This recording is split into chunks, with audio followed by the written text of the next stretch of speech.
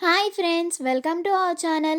నువ్వుంటే నా జతగా సీరియల్ నెక్స్ట్ ఎపిసోడ్లో ఏం జరగబోతోందో ఈ వీడియోలో చూసి తెలుసుకుందాం.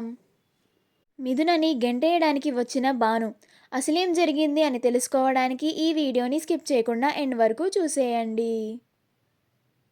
సూర్యకాంతం భానుని రెచ్చగొడుతుంది.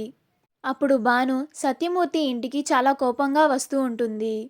ఈ పోరి సంగతేందో ఇవాళ తేల్చేయాల్సిందే. గా పోరిని ఆ ఇంటి నుండి బయటికి గెంటేయాలి, లేకపోతే చాలా ప్రమాదం అని అనుకుంటూ వస్తుంది. సూర్యకాంతం మరియు ప్రమోదరి కూడా వస్తూ ఉంటారు. అప్పుడు ప్రమోదరి, సూర్యకాంతం, నువ్వు అనవసరంగా భానుని రెచ్చగొట్టావు. ఇప్పుడు తను ఇంటికెళ్ళి ఎంత గొడవ చేస్తుందో ఏంటో అని అంటుంది.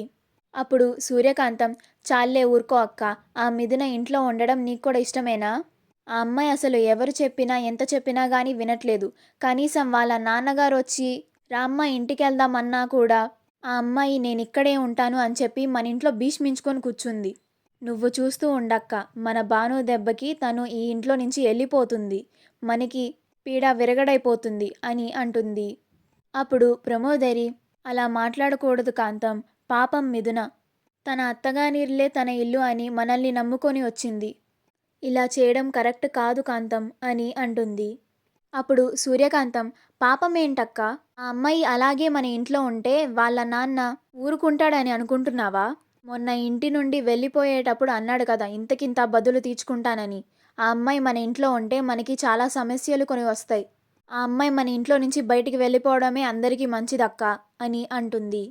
అలా భాను, సూర్యకాంతం, ప్రమోదరి ముగ్గురు ఇంటికి చేరుకుంటారు.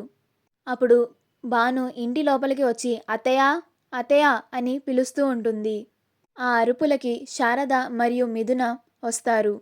అప్పుడు భాను మిథునని చూసి ఆశ్చర్యపోయి, మీరేంది మేడం ఇక్కడున్నారు, మీ సమస్య ఇంకా పోలేదా అని అంటుంది.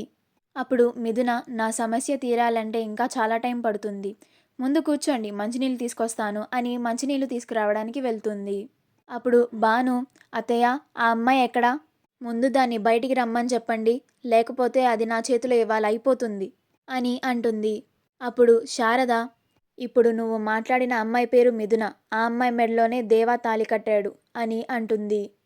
అప్పుడు భాను శారద చెప్పిన మాటలకి ఆశ్చర్యపోతుంది. అంటే ఈ అమ్మాయికి ఇంటికి రావడానికి దారి నేనే చూపించానా? నేను చాలా పెద్ద తప్పు చేశాను అని అనుకుంటూ ఉంటుంది. అప్పుడే మిథున భానుకి మంచినీళ్ళు ఇవ్వడానికి వస్తుంది. అప్పుడు మిథున, ఇదిగోండి మంచినీళ్ళు తీసుకోండి అని భాను చేతికి ఇస్తుంది. అప్పుడు భానుకి కోపం వచ్చి మంచినీళ్ళ గ్లాసుని విసిరి కొడుతుంది. అప్పుడు మిథున భయపడి, ఏమైంది మీకు అని అంటుంది. అప్పుడు భాను, ఏమైందా? నా దేవాకి నాకు మధ్య అడ్డుకోటలా నిలబడ్డావు. నేను 10 ఏళ్ల నుంచి దేవాని ప్రేమిస్తున్నాను. తాళి కట్టకపోయినా కానీ వాడు నా భర్త. ఇది నా అత్తారిల్లు, వీళ్ళంతా నా కుటుంబ సభ్యులు. వాడే నా జీవితం, వాడే నా సర్వస్వం అని అనుకుంటూ బతుకుతున్నాను. అలాంటిది నా స్థానంలోకి నువ్వొస్తే నేను చూస్తూ ఊరుకుంటానని అనుకుంటున్నావా అని అంటుంది. వాడు గుడిలో ఆవేశంలో నీ మెడలో తాళి కట్టాడు, అంత మాత్రాన వాడు నీ భర్త అయిపోతాడా? ఈ ఇల్లు నీ అత్తారిల్లు అయిపోద్దా? ఏ అధికారంతో నువ్వు ఇక్కడికి వచ్చావు అని అంటుంది. అప్పుడు మిథున ఆశ్చర్యపోయి భాను వైపు అలానే చూస్తూ ఉంటుంది.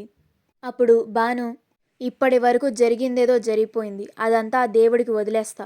కానీ నా దేవా నాకు దక్కాలంటే నువ్వు ఈ ఇంట్లో నుంచి వెళ్ళిపోవాలి, మళ్ళీ తిరిగి ఈ ఇంటి వైపు కన్నెత్తి కూడా చూడకూడదు అని అంటుంది.